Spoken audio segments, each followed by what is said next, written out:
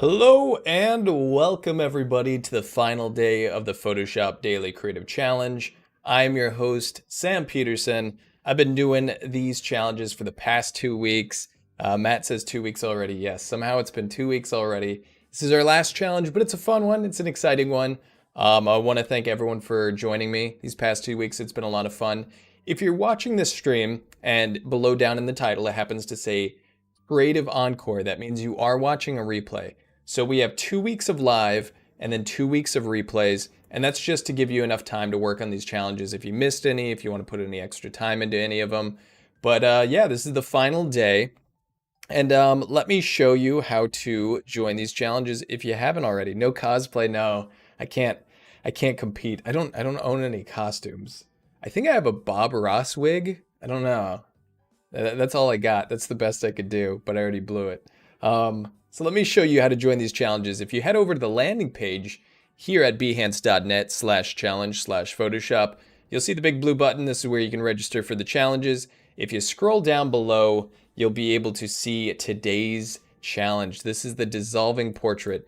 Transform your portrait in a snap by using texture brushes, masking, and Liquify tool to create a dissolving portrait effect. So some of you may know this, the Thanos effect, that kind of dissolving into dust, breaking away. I'm sure a cinematic effect that we've seen a million times throughout the years. But I'm going to show you a fun way to do that. We're going to go over that today. But before we do, let me talk about the Discord. Can't go without talking about the Discord. So the Discord is the place where we hang out when we're not live on stream. So if you want to share your challenges, give feedback to others, get feedback from people, this is the place to do it. I am a mentor in this Discord myself, so I'm giving feedback. Ted is as well. I see Ted in the chat. Ted, how's it going? Ted's giving feedback. A lot of community members give feedback. There's also the Ask a Question section. So we're in the challenge section. This is where you're going to be posting all the relevant challenges from these 2 weeks challenges, 2 weeks of challenges that we've been doing. There's design feedback for other designs. Ask a question, which is a great place if you're stuck with something. Lots of awesome designs, by the way, guys. This has been a lot of fun to see everything you've been doing for the past 2 weeks, all these challenges that I've gone over. It's really cool to see people doing them and being able to give feedback and all that. So awesome challenges. I haven't seen this one yet. I love it. Combining some of these challenges into one. Really great work, everybody. Let's not take too long. I definitely want to jump into Photoshop so we don't run out of time. Before I do, I want to just remind anyone watching on YouTube that if you want me to see your comments and questions, hop on over to the Behance chat. That's where I'm reading the chat and I'll be able to check everything out. I just also want to say hi to everyone. General Kenobi, good to see ya. Way to cuff. Katarina, we got Frank, Anki, Ted, Steve. Who did I miss? Tanya, Clarissa, Christelle. All the regulars are here. What's up, Robert and James? Hello, everyone. Welcome on into the final day. Hope you guys enjoy this one. Are you ready for the weekend? I definitely am. It's been a busy week. It's been an eventful week, but let's jump into it. So we are doing the dissolving portrait, and first and foremost, I'm going to prep this file. I'm not going to go into the technique yet. Everything I'm about to do is just prep. So if you have the perfect photo and you want to get straight into the effect, you can ignore these steps, but a lot of times photos aren't exactly what you want. Sometimes you got to modify them to kind of fit the effect you want to do. So first and foremost, let's mask this guy out. I'm going to select my quick selection tool over here on the left-hand side, toolbar. It's W is the hotkey. And I'm going to do select subject, the button right here at the top. This is going to usually give us a really nice selection and do most of the work for us, which is why I love it. I do notice it missed the hand a little bit, so I can press Alt or Option to subtract from the selection. And we're going to do this kind of quick and messy. You'll see, one, it doesn't really matter for this photo because we're going to dissolve a lot of it. But two, in the interest of time, I don't want to make a perfect selection. I can always go back and clean these up later. So that looks pretty good. I want to see how some of the edges look in select and mask. So that kind of gives us a fine idea of this effect. I do notice there's a little bit in the hair that's missing. I got this refine edge brush tool. I can go through the hair and see if that gets rid of some of that gray that's peeking through. That's pretty good. I like that. A little bit on his ears are kind of weird. I'm just dragging along the outside edge. It got a little bit too much there. Kind of dragging over that outside edge. Looks pretty good. There seems to be a bit of a halo around his arm here. Might just do that. A refine edge brush tool along that outside edge. It's kind of a weird effect. Is that a graphical glitch? Please select. Let's drag in a little bit more to see what it does. Oh, there it goes. Maybe around this part of the edge of the arm, but you kind of get the idea. You can spend as much time as you need to on this. I'm just going to click OK. And I'm going to click this mask button at the bottom of the layers panel on the right hand side. If you see my mouse wiggling, it's this little rectangle. Bam, click that, and now we got our mask. You can always go into these. If you click this mask next to the layer, the black and white, it's black to conceal, white to reveal, and we can go in. I usually use a soft round brush, paint it in, reveal. So you can always do that after the fact. I want to reveal part of the sleeve that it got rid of, so I'm painting with white. Part of that arm. And yeah, you can refine that as much or as little as you want to. But let's get on with it. Let's take this. I'm actually going to edit, transform, flip horizontal. Because I do want him on the right side. And then from here, I don't need all this space on the side. I don't need quite that much. So I'm going to press C, or you can select the crop tool here. And I'm going to just crop it down a little bit. I'll leave the final crop for the end, but I just don't need all that excess space. So again, this is all prepping the image. What is up, Sean and Annika? Good to see you. Yeah, the glasses too. There's a little gap. You can definitely get rid of that. For this one, it actually won't matter, but certainly that's one I think I see people miss a lot. Is that little like through the lens. So from here, I'm just gonna add a white background. Control or Command Shift N. Press Enter. It's the hotkey for a new layer. And I'm gonna take my fill bucket tool over here on the left. G for a hotkey. Fill it in with white. Flick and drag that below our layer for a background. Now I do kind of want a white background. I can always change it later. But I do want to prep this a little further. I don't like how light everything is since he's against a white background. The key for this challenge, for this technique, is to have a contrasting background. So I would like to play with a little technique we learned before. I'm gonna grab my quick selection tool, my favorite tool. I feel like this probably is my favorite tool. Let's grab that sleeve a little bit. It's one of them. I don't know. Do you guys have favorite tools? Do you have tools you use like all the time? Mine is definitely quick selection tool. One of many, I suppose. And I'm going to go up to Layer, New Adjustment Layer. We've done this one before in previous challenges, Gradient Map. So I'm going to change his shirt color to something that's not white because I feel like that doesn't work well with our background. Now you can try different gradients. Now that actually, I mean, it kind of just put it back what it was, I think. But essentially, gradient maps are just replacing the values with what we have. So I'll choose a simple one here. Let's get rid of these. Click and drag those to get rid of them. You can click to add new ones. Click and drag away to delete them. But essentially what we could do is we could make this shirt a different color. So if we wanted like red, I'm gonna choose some values here. The brightest one, if I tone it down a bit. And now what's gonna have this look realistic or not is really the arrangement of your values here, because you're mapping different values or different colors to the values of the shirt. So you really have to play around with this. You can see the second value. I have this really steep, dark, dark, dark, dark, all the way up to the kind of color we're going with. But I also want to make it look like it matches in with the lighting. So I might brighten it up a bit, something like that. You know, you can do any color shirt you want. It's a really great technique to change colors. But I already actually have a gradient I want to use. I'm going to give him a blue shirt. And see this gradient I have here? How it's two dark tones followed by a narrow gradient up to this kind of lighter tone.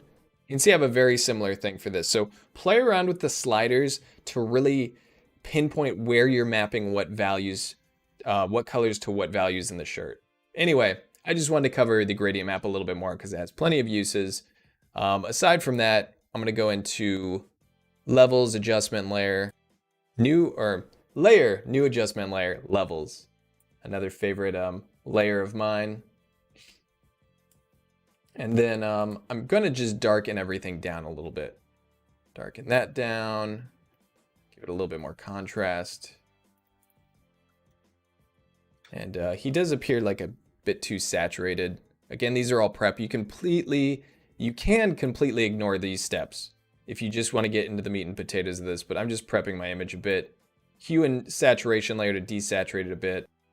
And then that all looks good. I'm going to right click, create clipping mask. And then from here, I have my file prepped. So now we're going to get into the actual technique.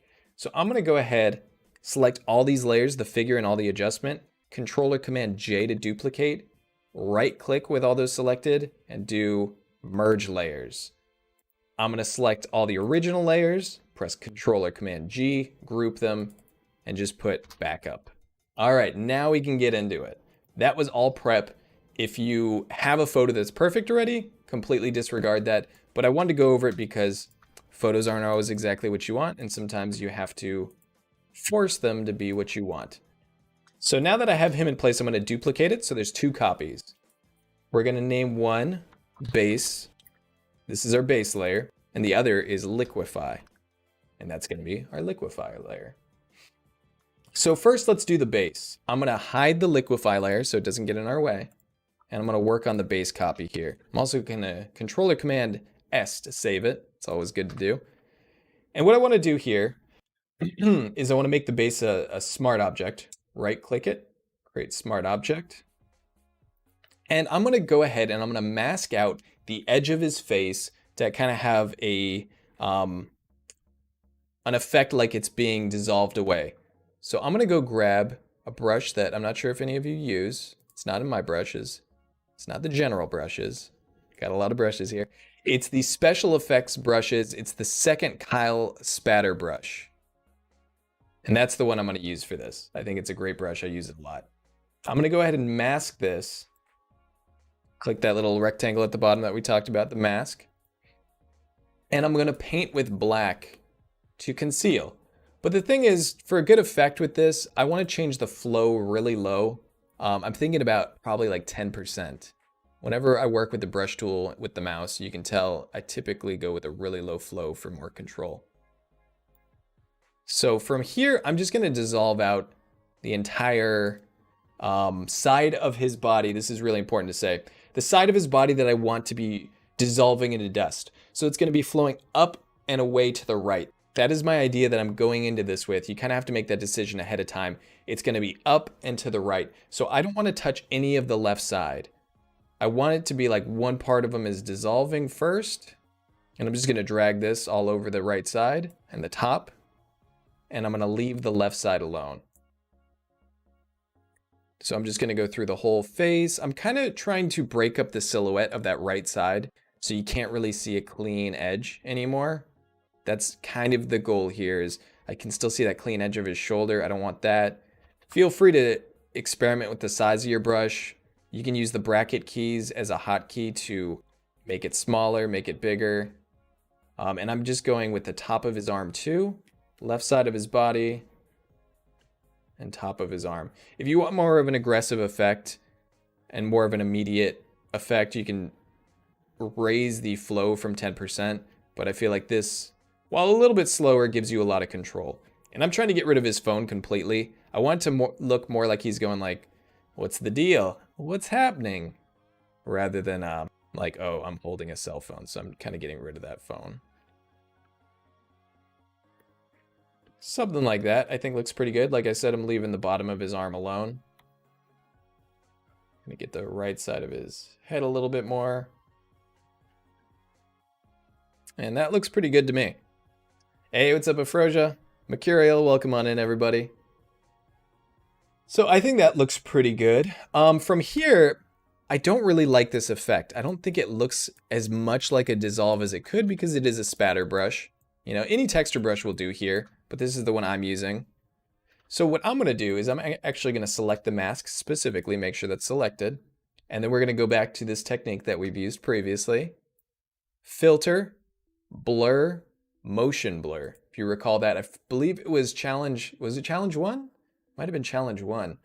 And I'm going to do a directional blur for the direction that the dust is going up. Remember we said up and to the right? So I kind of have this diagonal up and to the right angle. That looks pretty good to me.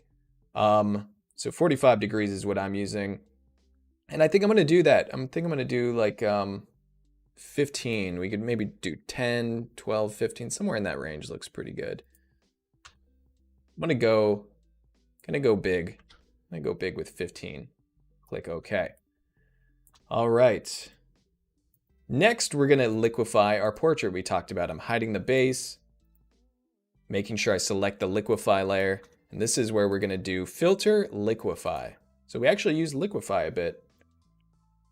And we're going to do it again. I'm going to zoom in a little bit, select my zoom tool. And what I'm going to do is select the forward warp tool, the default one it gives you. You can see my pressure is at 100, my density is at 50. I think that works pretty well. But I'm just going to smudge the right side. We talked about the up and to the right. I'm just going to keep clicking and dragging. And the thing is, you don't need to be too careful about this because we don't have to use any of these elements of this liquify that we don't want. We're going to mask it in.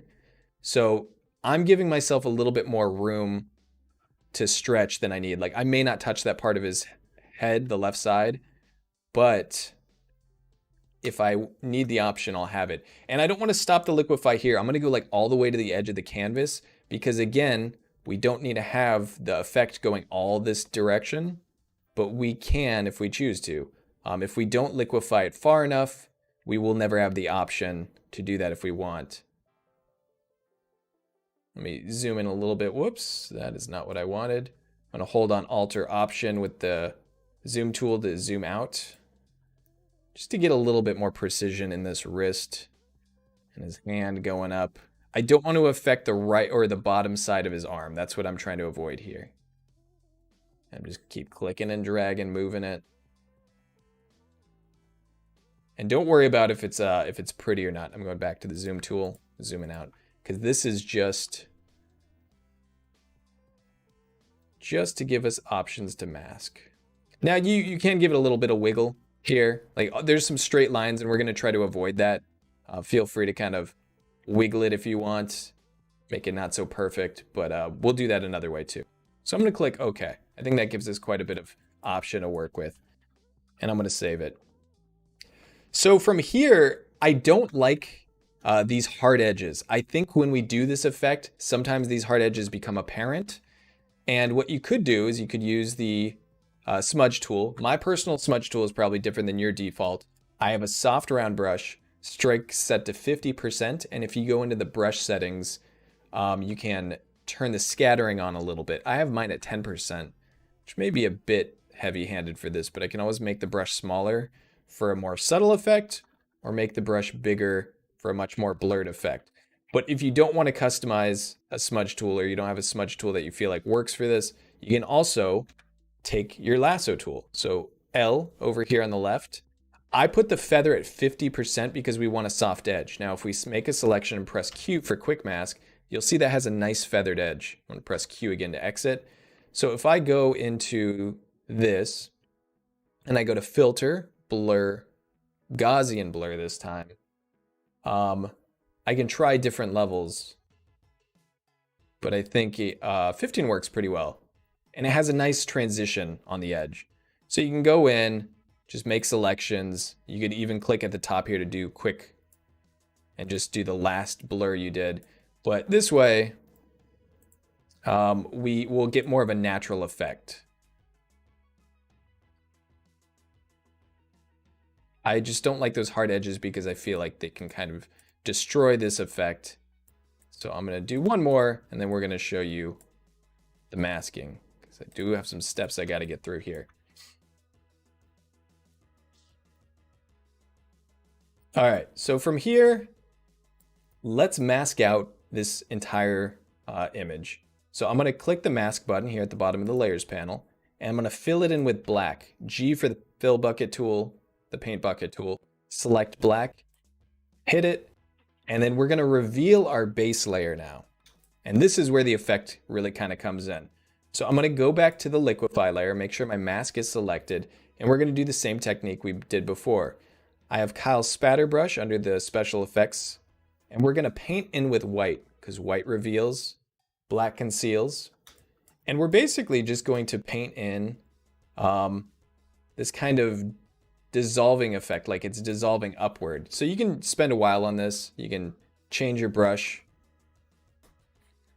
but I'm just gonna kind of do this dust effect, like it's flowing upward. I still have my flow at 10%. You can kind of put it on, you know, whatever you want, but I can just scatter it, have fun, and just sort of make it look like it's dissolving upward. We could go really far with it, but I'm gonna have it be a little bit more sparse the further out it goes, and keep it a little bit more condensed in the area closer to him. No glyphs, please. So I'm gonna select black to ease back on it because I don't want it to be that dense, that far out. I think that looks okay. I'm going back to white to paint it back in. Black if I want to ease off again. And I just kind of do it back and forth until it looks pretty good. In the interest of time, let's say this is perfect and we don't want to do any more. So from here, I'm actually going to apply motion blur to this mask again, because when we zoom in, it doesn't look quite as good as it can in my opinion. So I'm going to select that mask, go to Filter, Blur, Motion Blur. And I think 15 looks pretty good. I would try different ones, but you see that difference? I think it gives it much more of a kind of motion feeling, like it's dissolving upward. So the same effect we used for the last mask. You can also, let me make sure I got time to do what I want to do. Yeah, I think we can do this. So you could also use things like the smudge tool on the mask.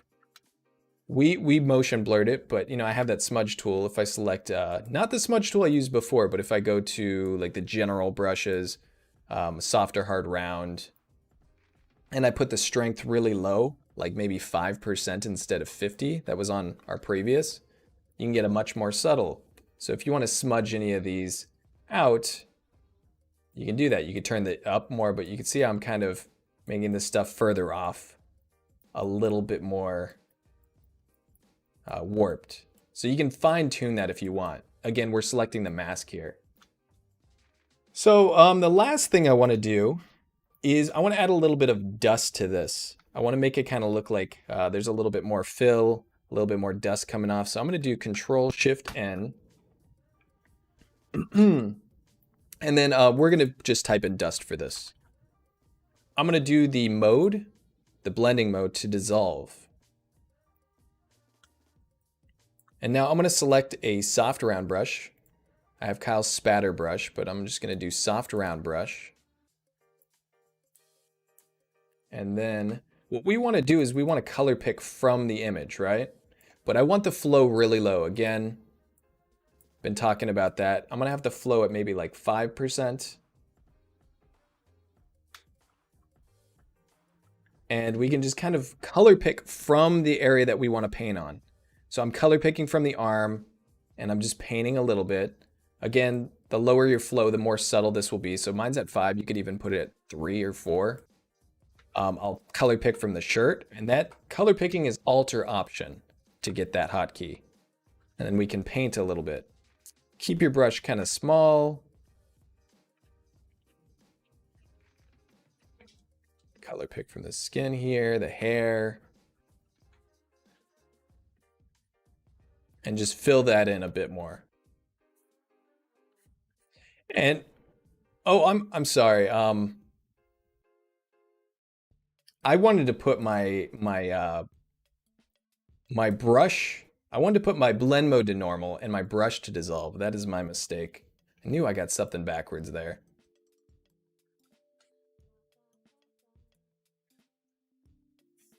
So let's see. Yeah, that looks a little bit more like the effect I want. So I'm sorry, my mistake. The layer or the brush mode is dissolved. The layer blending mode is normal. I was gonna say, just remember to set your brush mode back to normal. Because it's easy to forget, but you'll notice. So anyway, this is just a good way to add a dust effect, kind of as we go off. Yeah, and that's more what I wanted. That makes sense. I thought it looked a little odd. So lastly, before we run out of time, what I want to do is another motion blur, because if you go in close here, it looks kind of odd, doesn't look great. Go to blur, motion blur, but this one we're going to do very little because there's such small dots. We're going to put it at like 4 or 5 or something like that. And that'll go from there to there. And that is pretty much it, everyone. You can fine tune these, play with opacities, you know, do whatever you want to kind of fine tune it, but that's the effect. Hope you guys enjoyed this one. Thanks so much for joining me for all these Photoshop Daily Creative Challenges. Join the Discord. I'll be in there giving feedback. Appreciate you guys being here. And we're going to have 2 weeks of replays if you want more time. So post them in the Discord. There's plenty of time left. And thanks so much for joining, everyone. I appreciate it. It's been a great 2 weeks. And I'll see you all around Behance. Bye, everybody.